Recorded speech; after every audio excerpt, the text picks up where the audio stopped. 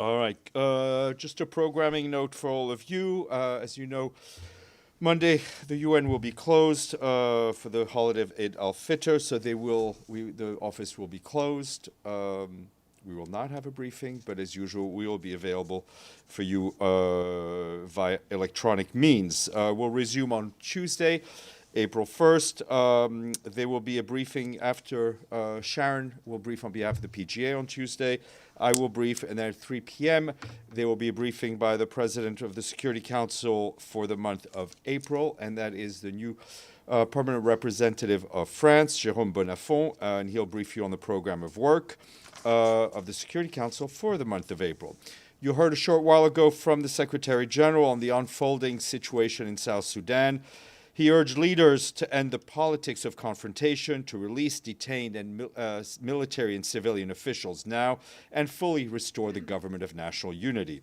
Mr. Guterres also urged the guarantors of the peace agreement from the regional and international community to speak with one voice to support the peace process. Mr. Guterres reiterated that he will work in close cooperation with the efforts of the African Union and the Intergovernmental Authority on Development, otherwise known as IGAD.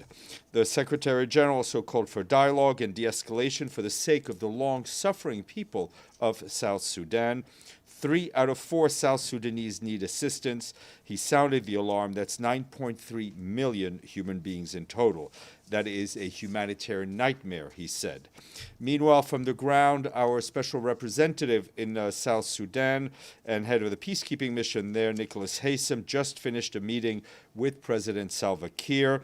Mr. Haysom shared the Secretary General's concern with the president that the country risks slipping into widespread conflict due to the recent political and security developments.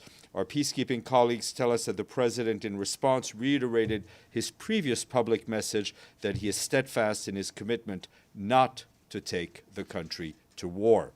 Mr. Haysom offered our full support to help de-escalate the tensions and encouraged the president to exercise leadership and take the necessary steps to give all Sudanese people confidence that peace will prevail in their country. And a little bit more detail on the humanitarian situation in that country. We can't stress enough how deeply worried we are about the risk of the situation worsening for the people of South Sudan. This humanitarian crisis is being driven by violence, by food insecurity, by political instability, by climate shocks, and by disease outbreaks, as well as spillover from the conflicts in neighboring Sudan. I have some figures for you to illustrate that devastating impact of these different factors. Dozens of casualties have been reported due to the ongoing violence in the country in recent weeks, with up to 120,000 men, women, and children having been forced to flee their homes. The levels of acute hunger remains high, with some 7.7 million people who are severely food insecure and 650,000 children under the age of 5 at risk of severe acute malnutrition. Regarding disease outbreaks, a cholera outbreak in South Sudan is yet to be contained, with more than 42,000 cases reported and nearly 800 deaths. Once again, we call on the parties to put their weapons down and put all the people of South Sudan first. And at this critical juncture, we also appeal to member states to swiftly supply the resources we need to stem the growing humanitarian crisis in the country, particularly in the face of funding cuts. So far, we've received over just 10% of the $1.7 billion needed to reach 5.4 million people in South Sudan this year, and which means we only have about 174 million United States dollars in our bank. And you saw also earlier today that the Secretary General expressed his condolences to the governments and people of Southeast Asia who were impacted by the 7.7 magnitude earthquake that hit earlier today. The epicenter of the quake was in Myanmar, and the de facto authorities there have called for international assistance, and we are mobilizing teams and support. We're gathering information on the number of people impacted, damage to infrastructure, and immediate humanitarian needs in order to guide our response in the best way possible. We will share more updates and information as it becomes available. Our emergency relief coordinator, Mr. Tom Fletcher, has made an initial allocation from the Emergency Relief Fund for $5 million to support life-saving assistance in support of the operations of recovery in the following the earthquake. Meanwhile, Julie Bishop, the special envoy for Myanmar, said on social media that the earthquake is heartbreaking for the people of Myanmar and added her thoughts are with all those affected across the region. The earthquake will compound an already dire humanitarian situation in Myanmar, where nearly 20 million people need assistance across the country, including more than 3.5 million people displaced from their homes. We will continue to closely monitor the situation in all affected countries and provide support and assistance as needed. And turning to the Democratic Republic of the Congo, the Office for the Coordination of Humanitarian Affairs reports that clashes in parts of the provinces of North Kivu, South Kivu, as well as Ituri are continuing to harm civilians and forcing them to flee from their homes.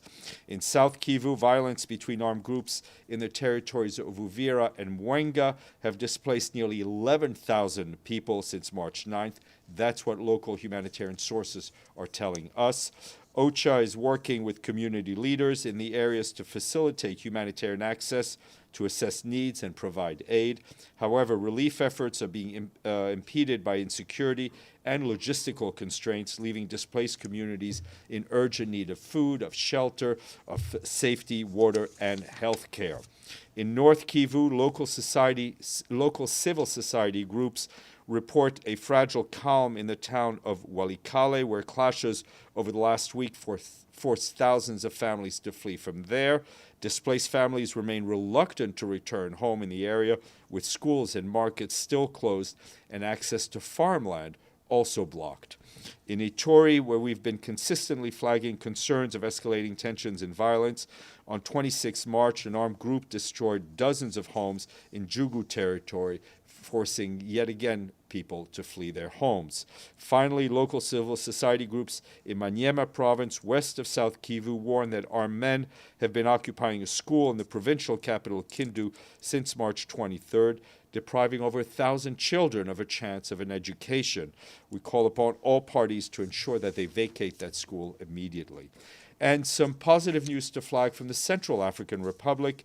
Last year, nearly 20,000 Central African refugees returned to their homelands voluntarily. The UN Refugee Agency says this was the highest annual number of people returning to the country since the voluntary repatriation program began in 2017, adding that this marks a key step towards sustainable peace and development in the region. Between the 2017 and 2024, close to 53,000 Central Africans returned home to their countries, where, as you know, we have a very active peacekeeping mission. And turning to Gaza, the Office of the Coordination of Humanitarian Affairs tells us that intensified hostilities continue across the Strip, with more civilians killed and injured and critical infrastructure damaged. Many people are reportedly trapped under the rubble and in the streets, and ambulances and civil society teams are unable to reach them. In southern Gaza, OCHA reports that efforts are continuing to extract casualties and recover ambulances in the Tal al-Sultan area of Rafah, whereas ground operations started on Sunday and military activities are ongoing. Today, Israeli forces dropped leaflets to announce a 3-hour window for people who've been trapped by the fighting in Tal al-Sultan to leave the area on foot. You will recall that the displacement order for that area was originally issued on Sunday. We reiterate once again that civilians must be protected under international law. Civilians fleeing fighting must be allowed to do so safely, and they must be able to voluntarily return when the situation allows. OCHA reports that the space for families to survive in Gaza is shrinking.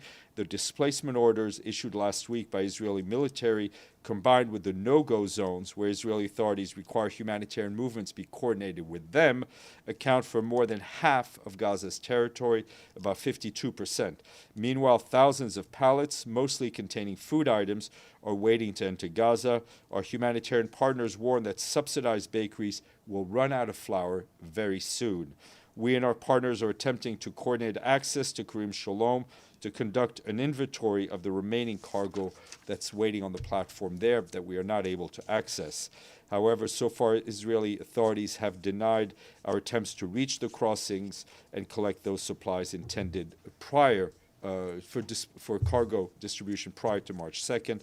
Our broader efforts to coordinate humanitarian movements inside Gaza also continue to be routinely denied. OCHA reports that 6 such attempts today were made. 4 of them were denied. Meanwhile, our partners in Gaza warn that temporary dumping sites are full and people are disposing of waste in inhabited areas, sometimes just meters from where they live. This raises public health concerns, with partners reporting an increasing case reports of skin diseases. Turning to the West Bank, OCHA notes that Israeli operations there have continued for more than 9 weeks, driving displacements and humanitarian needs. We and our partners continue to reach displaced families, including by providing water, shelter, food parcels, hygiene kits, and other essential items. Partners are also highlighting the growing toll on mental health, those affected with many suffering from stress, anxiety, and depression. Meanwhile, there are currently some 36 public schools in Tulkarm and Jenin that have switched to remote learning. This is due to insecurity because the schools are serving as shelters for the displaced. Moving north to Lebanon, as you heard from the Secretary General, we are indeed seriously concerned about the escalation across the blue line, including 3 rockets fired from southern Lebanon towards Israel this morning, as detected by UNIFIL, and Israeli airstrikes, including in southern Lebanon as well as southern Beirut. The first such strikes in Beirut since the cessation of hostilities came into effect, resulting reportedly in civilian casualties. We urge all parties to exercise maximum restraint and refrain from further escalatory activity which endangers civilians.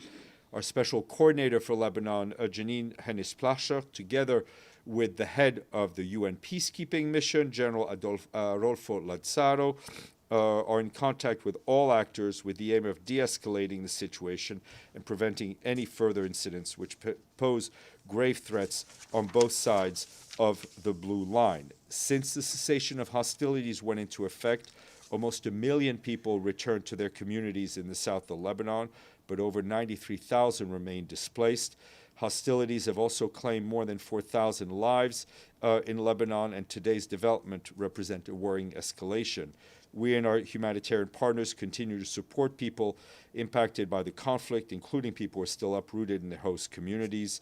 We repeatedly call on all the parties to respect their obligations according to international law and to protect civilians and civilian infrastructures on both sides of the blue line. Our UN peacekeepers remain in position and continue to monitor and report on the situation on the ground. It remains crucial, of course, that parties undertake tangible steps towards full implementation of Security Council Resolution 1701 and uphold the commitments made under the cessation of hostilities agreement. And Sunday is International Day of Zero Waste. As we mentioned yesterday, the theme is towards zero waste, fashion, and textile. In his message, the Secretary General said Earth is a fashion victim, as textile production often uses thousands of chemicals, many of them harmful to people and environment. It devours resources like land and water. It belches out greenhouse gases, inflaming the climate crisis. Yet clothes are being produced at staggering rates. The Secretary General said we need a different and more sustainable approach, called on consumers to secure changes through their choices, governments to put regulations in place to promote sustainable development, decent jobs, and business to embrace resource efficiency in supply chains. A senior personnel appointment to share with you. The Secretary General today has appointed James Swan of the United States as a special representative for Somalia and head of the UN Transitional Assistance Mission in Somalia. The Secretary General expressed his gratitude for Mr. Swan as he's been working as the acting special representative since May 2024, and is pleased to announce that Mr. Swan accepted to continue to lead the UN in Somalia during this critical period. As you know, he's an experienced diplomat with a long career in African countries facing complex transitions. Lastly, one more member state. I got your attention. This country is a small oil-rich nation which occupies a small a small area on an island which it shares with 2 other member states.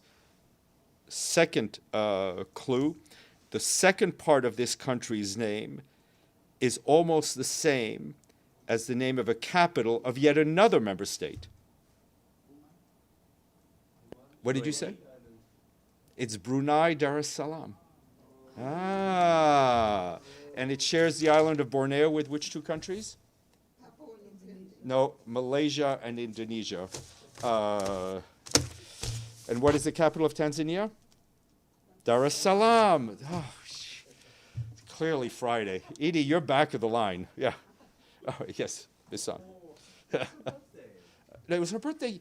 It was her birthday yesterday. I mean, it's not. I know it's the week of Edie, but still. You clearly didn't read the transcript yesterday.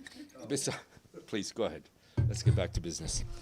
I know the SG sort of answered this morning, but can you more specifically address the airstrikes that actually targeted Beirut? Because, I mean, the violation of the ceasefire and the Israeli airstrikes to the southern of Lebanon, that has been happening for a while, but actually targeting the southern district of Beirut is new since the ceasefire took place. It is obviously a very serious escalation, and as you note, it's the first time since the cessation of hostilities that the Israelis have targeted a building in southern Beirut, an area in southern Beirut. We have seen rockets going to Israel. We've seen now Israeli airstrikes. This needs to stop. We had a moment of calm in which the Lebanese armed forces, in cooperation and working closely with UNIFIL, were able to occupy more area in the south. We saw UNIFIL take a much more proactive position in more proactive, let's say, activities in terms of looking for arms caches, and we've been reporting on all the ones they found, which have been turned over to the LAF. We've had some Lebanese being able to return to their homes. We've also seen some Israelis being able to return to their home in the north. There is a cessation of hostilities. There are commitments that were made. People need to live up to those. And just a follow-up, has the SG made any calls or contacts with relevant parties on this? No, at this point, all of that is being done by his envoys on the ground. Benny. Follow up on that? So the Israelis say that the strike was on a drone factory in the Dahia, which is obviously a Hezbollah stronghold, or known as a Hezbollah stronghold.